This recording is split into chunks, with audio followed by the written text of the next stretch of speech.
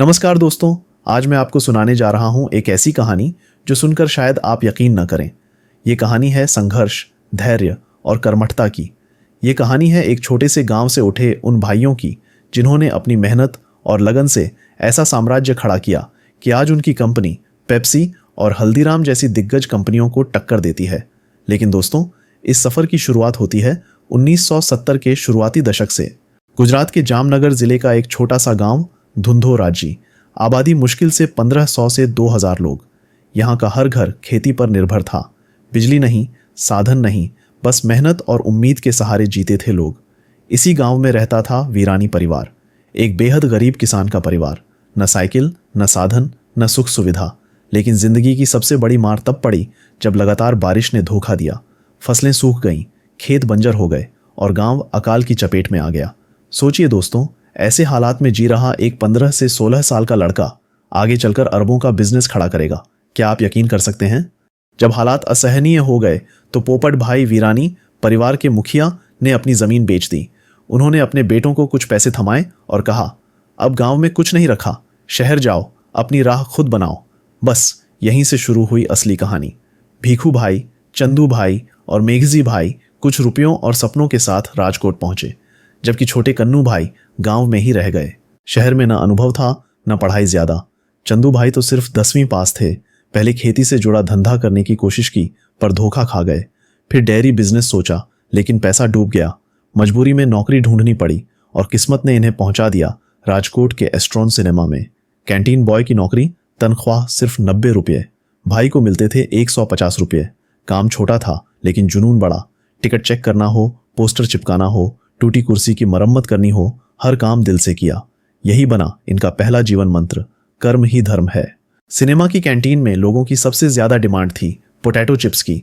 लेकिन समस्या ये थी कि सप्लायर न तो टाइम पर माल देता था और न क्वालिटी अच्छी होती थी। अब यहां से जन्म हुआ दूसरी सीख का, चिंता मत करो, चिंतन करो। चंदू भाई और भाइयों ने सोचा, क्यों न अपने ही वेफर्स बनाए जाएं। साल 1982। घर के आंगन में छोटी सी कढ़ाई चढ़ाई गई।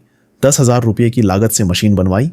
दिन रात मेहनत, ट्रायल एंड एरर के बाद तैयार हुए कुरकुरे आलू के वेफर्स पहले कैंटीन में बेचे, फिर दुकानदारों तक पहुंचाए। 1984 में ब्रांड नेम चुना गया, बालाजी वेफर्स। नाम आया सिनेमा कैंटीन के मंदिर में लगे बालाजी महाराज से। लेकिन सफर आसान कहाँ था।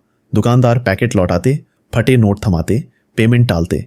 तब भाइयों ने खुद साइकिल, रिक्शा, बाइक से गांव गांव जाकर वेफर्स बेचे।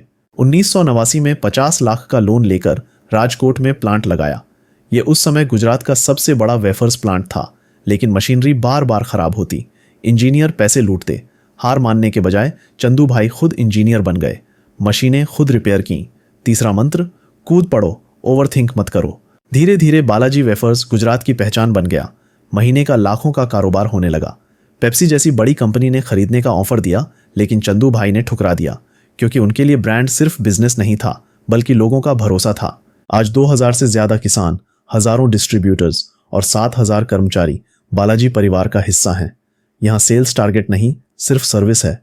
चौथा मंत्र, सेल मत करो, सर्विस दो। बालाजी ने कभी भागदौड़ वाला एक्सपेंशन नहीं किया। धीरे धीरे मजबूत नींव पर साम्राज्य खड़ा किया। आज बालाजी वेफर्स का सालाना टर्नओवर है 6000 करोड़ रुपए।